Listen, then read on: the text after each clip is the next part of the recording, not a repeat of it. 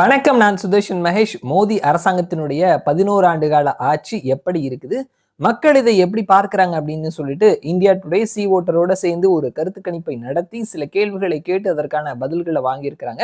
அதனுடைய முதல் பாகம் நம்ம நேத்திக்கு 6 கேள்விகளும் அதற்கான ரெஸ்பான்ஸும் நம்ம தெரிஞ்சுக்கிட்டோம். இந்த வீடியோல நாம 5 கேள்விகளும் அதற்கான பதில்களும் என்ன அப்படின்றத தெரிஞ்சுக்க போறோம். முதலாவது கேள்வி, மோடி அரசாங்கத்தினுடைய கொள்கைகள் உலக அரங்குல இந்தியாவினுடைய நிலைப்பாட்டை பிரதிபலிக்கிறதுல மேம்பட்டு இருக்குதா அப்படின்ற கேள்விக்கு நல்லாவே மேம்பட்டு இருக்குது அப்படின்னு சொல்லிட்டு 56.2% மக்களும், ஓரளவு மேம்பட்டு இருக்குது அப்படின்னு சொல்லிட்டு 14.5% மக்களும், இதற்கு முன்னாடி இருந்த அரசாங்கங்களினுடைய நிலைப்பாடுகள் எப்படி இருந்ததோ அப்படித்தான் இருக்குது அப்படின்னு சொல்லிட்டு 9.9% மக்களும், இதற்கு முன்னாடி அரசாங்கத்தினுடைய நிலைப்பாட்டை விட கொஞ்சம் பின்னடைவை சந்தித்திருக்குதுன்னு சொல்லிட்டு 5.8% மக்களும், ரொம்பவே பின்னடைவை சந்தித்திருக்குதுன்னு சொல்லிட்டு 12.2% மக்களும் சொல்லியிருக்கிறாங்க. கிட்டத்தட்ட 70% மக்கள் உலக அரங்குல குளோபல் ஸ்டாண்ட்ல மோடியினுடைய கொள்கைகள் அப்படின்றது இந்தியாவினுடைய நிலைப்பாட்டை மேம்படுத்தி இருக்குது அப்படின்னு சொல்லிட்டு 70% மக்கள் சொல்லியிருக்கிறாங்க.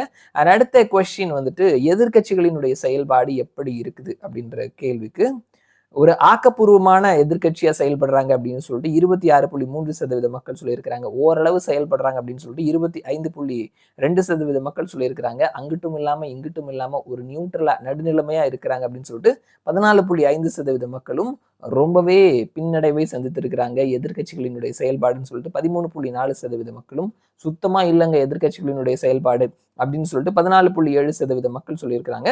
அண்ட் அடுத்தது, மோடியினுடைய அந்த 3.0 மூன்றாவது முறை அரசாங்கம் அப்படின்றது கடந்த 2 முறையை விட சீட் எண்ணிக்கை அப்படின்றது குறைந்திருக்குது. ஸோ இந்த சீட் எண்ணிக்கை குறைந்திருக்கிறது அப்படின்றது ஒரு முடிவெடுக்கிறதுல ஒரு தாக்கத்தை ஏற்படுத்துதா, ஏதாவது ஒரு விளைவுகளை சந்திக்குதா, முடிவெடுக்கிறதுல ஒரு ஸ்ட்ராங்கான ஒரு முடிவெடுக்க முடியாத அளவுக்கு இந்த எண்ணிக்கை குறைவு அப்படின்றது தாக்கத்தை ஏற்படுத்துதா முடிவெடுக்கிறதுல அப்படின்ற கேள்விக்கு ஒரு பெரிய தாக்கத்தை ஏற்படுத்துது அப்படின்னு சொல்லிட்டு 29.9% மக்கள் சொல்லியிருக்கிறாங்க.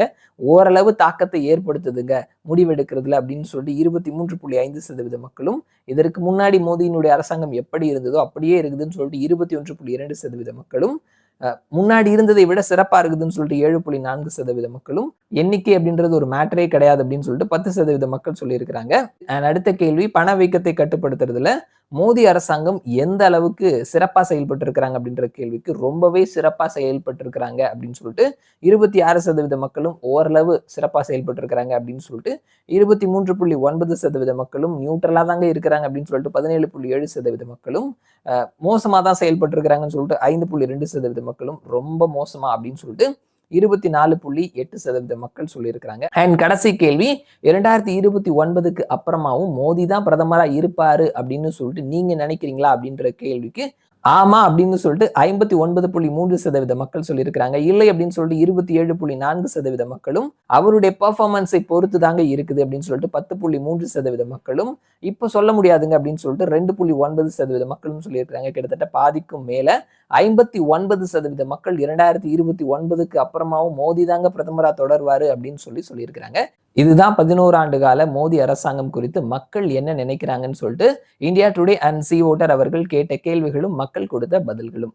மறுபடியும் நான் உங்களை இன்னொரு வீடியோல சந்திக்கிறேன். அது வரைக்கும் நன்றி.